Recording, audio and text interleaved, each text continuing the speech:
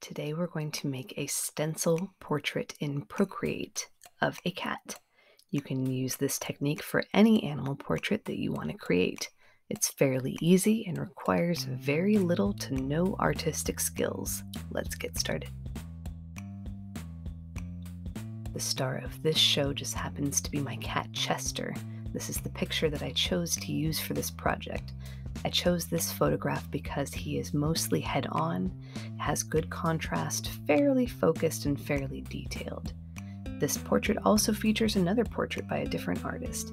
If you'd like to learn a little bit more about that artist, her information is in the description of this video. In Procreate, I'm going to create a new canvas that is screen-sized. Then I will go to the wrench icon on the left, and in the Add tab, hit Add Photo, and import my photograph of Chester. After I've sized him, I'm going to create a custom color palette so that I can match some colors of his fur to colors in Procreate. Under the color icon, I'm going to go to this little plus sign in the top right corner to create a new palette. When it pops up, it'll say Untitled, so perhaps you want to rename it whatever you're painting. So this one is called Chester. I'm going to start out by sampling a medium tone. So I will go to my brush icon and then click this little rounded square, which gives me this color sampling target. If you see the colors changing on the top of that half circle shows the current new pixel color that you are on. Once you like what you have, you just kind of tap into your box, and then that color will be saved in your color palette. I'm going to do a highlight tone, so a lighter color. Again, open that box, tap it in, and then that's saved in your color palette. I'm also going to add a low light tone. I'm going to do the pink of his ears, the green of his eyes, and the color of his nose because that's a little bit different.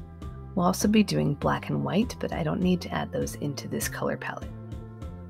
And now it's time to actually start this picture. So I'm going to create a new layer, and I'm selecting my mid-tone, the kind of medium orange that I chose for my mid-tone. And I'm just going to start outlining his face with kind of a rough outline. If you have a hard time seeing your outline because it might be a little close to the color that you're actually drawing on, you can turn the opacity down on your photograph and it should be a bit easier. Making some kind of jagged edges around the bottom of his neck. And once I have my shape connected, I'm going to drag and drop the color into it to fill the space. But if I didn't connect all my lines, that's what happens. So now I need to find what's not connected, and it's much easier to do that if you turn your photograph off. There it is. Let's try again. Back on track. Now that I have this mid-tone, I can go ahead and turn this layer off, and I'm going to create a new layer for the lowlights. Turning that layer off, and then I'm going to make my new layer, go into my color palette, and find the color that I had chosen for kind of the darker tones in his face.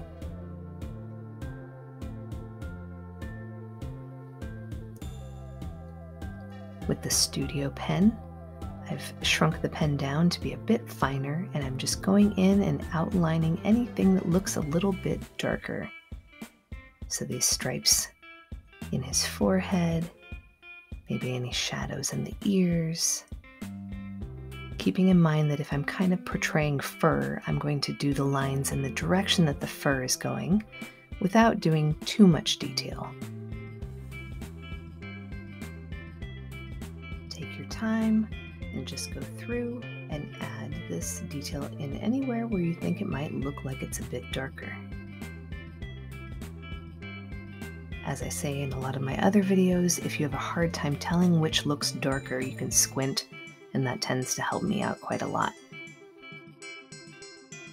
As with any animal that has long fur, you want to make sure to show off the detail of that long fur. So I'm making sure to outline a few of these jagged edges at the bottom of his neck and around the side of his cheeks. Don't think too much about this, just do your best and kind of go for it. Time to create another new layer for his eyes, selecting the eye color, and we're just going to fill in the iris because we'll be doing the details over the top later. Another new layer for the nose color, and then we're going to do another new layer for the ear color. The ears are going to be placed beneath this outlining so that I don't lose the detail of that with the ears. So this is the only one that I tucked behind another layer. Now I'm creating another new layer at the top of all of my layers for my highlights. Going into my colors and selecting the highlight tone that I chose, we're going to outline all the lightest parts. This is a really good example of a color that is hard to see on this photograph. So I'm selecting my photo and dragging the opacity down to see if that helps a bit.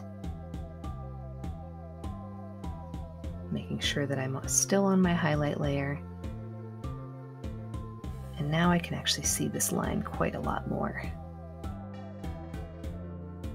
Speed this up just a bit, but again, filling in all of the lightest layers and making sure that the lines of the fur are going along the same direction as the lines of the fur in the photograph.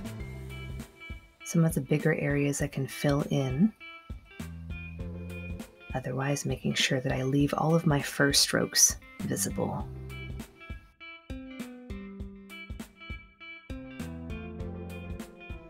Going around the neck, picking up some of the detail on these big tufts of fur and trying not to think about it too much.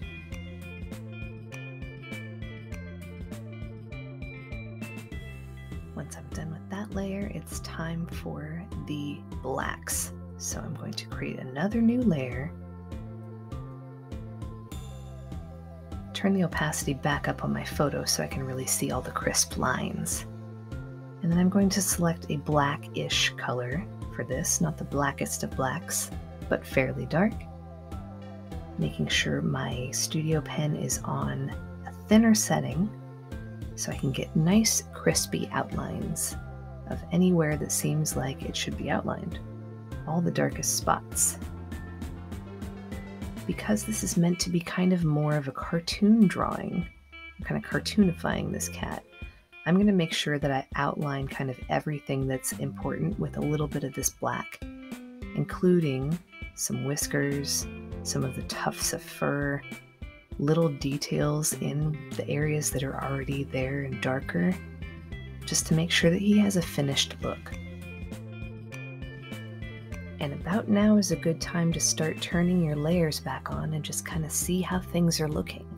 See if there's anywhere that you notice that you might need to add a little bit more detail. What I see right away that needs to be fixed for me is this transition between the mid-tone and his ears. It's a very sharp line, so I want to extend a little bit of that mid-tone into his ears. Going back into my color palettes and finding that mid-tone, and straight on the pink layer of the ears, I'm going to add a little more detail to kind of feather that line in and just make it look a little more blended.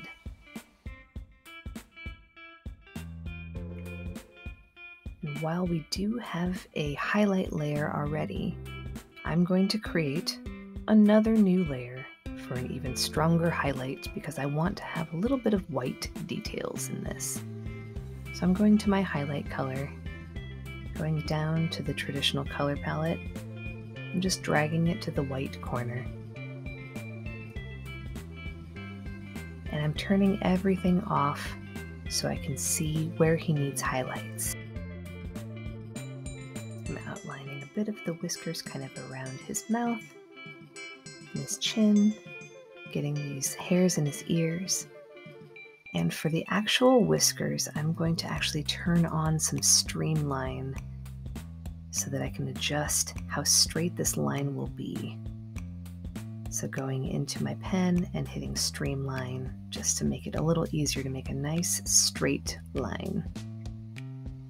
whenever I have to do long lines, I tend to rotate the picture around so that I'm doing them towards myself. To me, that's a bit easier. Always tapering off at the end so it's a bit thinner. Now it's time to turn all the layers back on and see what we got. I'm going to actually turn off the photograph in the background just to make it a little easier to see what he actually looks like. And he's looking pretty good. But he's not going to look like a cartoon until he has a nice strong outline. So on one more new layer, I'm creating a black layer that'll sit on top of everything else.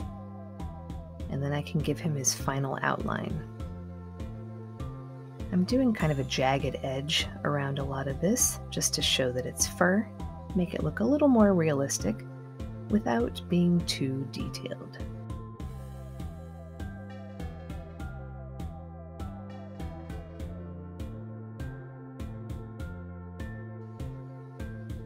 Outlining all the way around the bottom and sides. And then I'm just going to kind of look around and see what might need a little extra detail. So inside the ears, a few details around his eyes. And that's looking pretty good. Now I said that was the last layer, but that was an untruth because I did a black outline around where his whiskers are. I need to go in and just kind of redraw in the portions of the whiskers that cross over that outline. I want to be able to see them really strong on the background that I create later. This is one of the many great things about digital art, having layers where you can just go back in and tweak and add things without having to erase or paint over your lines. Now let's add in a background color that's going to make this kitty really pop. And because he's orange and the complementary color to orange is blue, I'm going to do kind of a turquoise, a light turquoisey blue color. That's not how you add a background color. I'm leaving my mistakes in so that you can see that I make mistakes as well. And that's still not how you add a background color. Let's try this again. By going to the Layers tab, and going down and actually highlighting the background layer, touching the color. Now we have a background color. And now I can see areas that might need a little bit of filling where maybe I didn't put quite enough of the base tone. So I'm going back to my mid-tone layer, making sure that I select the correct color of the mid-tone. And I'm going to go around and just fill in any spaces that need a little filling in.